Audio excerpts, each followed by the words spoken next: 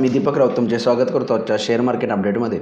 आज मार्केटनं सुरुवात पॉझिटिव्ह केलेली, कालचं रिकव्हरी मोमेंटम कंटिन्यू आपल्याला ओपनिंगमध्ये बघायला मिळाला। निफ्टी एव्हाना 22,900च्या आसपासपर्यंत पोहोचला, पण त्यानंतरनं थोडंसं सेलिंग प्रेशर हायर लेवलवरून आपल्याला बघायला मिळालं, कारण कंटिन्यू निफ्टी जो आहे इलेक्शन रिझल्टनंतर 23,400 वरून 300 वरून 21,800पर्यंत आला, 21,800वरून परत पुन्हा 23,000पर्यंत आला। एक भरपूर मोठा स्विंग आपल्याला गेल्या 2-3 सेशनमध्ये बघायला मिळाला आणि त्याचा प्रभाव आल्यामुळे थोडंसं जी काही रिकव्हरी लोअर लेवलमध्ये थोडंसं 23,000च्या आसपास प्रॉफिट बुकिंग करणं पसंत केलं ट्रेडरने। 23,000वरून निफ्टी जो आहे तो 22,650, 600, 700पर्यंत आला आणि त्यानंतर परत पुन्हा 22,650 आणि 700 ते 800 या रेंजमध्ये इन बिटवीन दिवसभर दुपारनंतर स्विंग देत राहिला, पण ओव्हरऑल पॉझिटिव्हमध्ये 200 point, bank Nifty 200 point positive, Sensex 700 point पॉझिटिव्हमध्ये बंद झाला।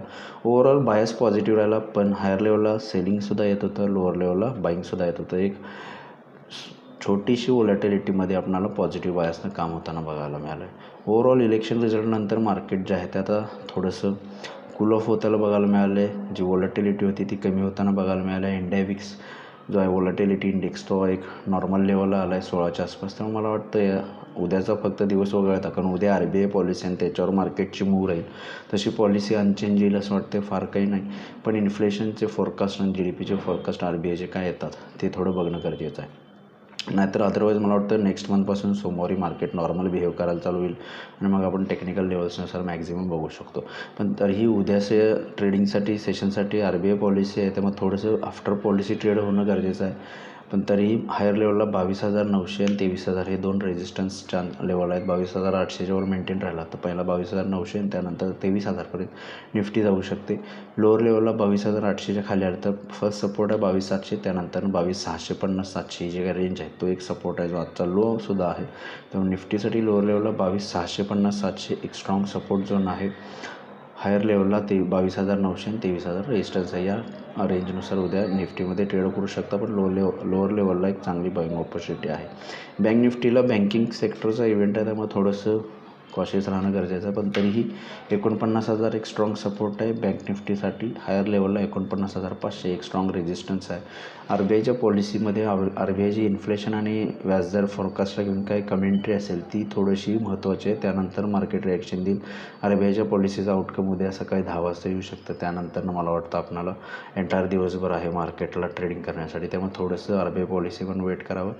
सपोर्ट आणि रेजिस्टन्स लेवल आहेत बँक निफ्टीसाठी 49,000 आणि 49,500 रेजिस्टन्स, निफ्टीसाठी 22,650, 700 आणि 22,900 आणि 23,000 रेजिस्टन्स आहेत। पण आफ्टर पॉलिसी इन्फ्लेशन आणि GDP रिपोर्टची कमेंट्री बघूनच मार्केट रिॲक्शन देईल असं मला वाटतं, त्यामुळे उद्याचा दिवस थोडंसं थांबला ट्रेडिंगसाठी तर बरं होईल।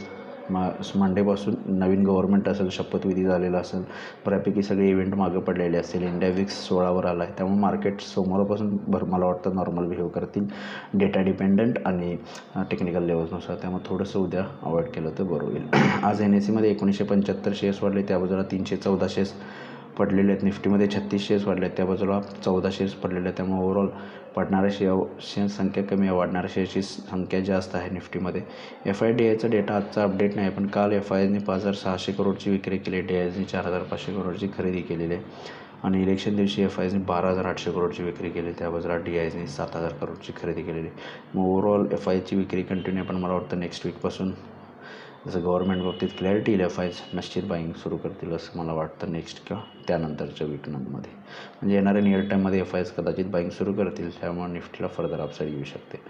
ग्लोबल मार्केटचा आढावा घ्यायचा असेल तर युरोपियन मार्केट्स पॉझिटिव्ह आहेत, 0.5% प्लस आहेत सगळे। डाव फ्युचर फ्लॅट आहेत, 20 पॉईंट मायनस प्लसमध्ये आहेत। ओव्हरऑल ग्लोबल क्यूज काय फारसे नाही आहेत पॉझिटिव्ह, पण आपल्या तर data positive, election result positive आणि उद्या RBIची पॉलिसी यानुसार उद्या मार्केटची बिहेवियर राहील। तर बघूया उद्या मार्केट्स कशा पद्धतीनं ट्रेड होतं आहे। माझा व्हिडिओ ऐकला त्याबद्दल धन्यवाद। माझा व्हिडिओ जास्तीत लाईक करा, शेअर करा, माझ्या चॅनल सबस्क्राईब करून डेली अपडेटसाठी बेल आयकॉनला क्लिक करा। धन्यवाद।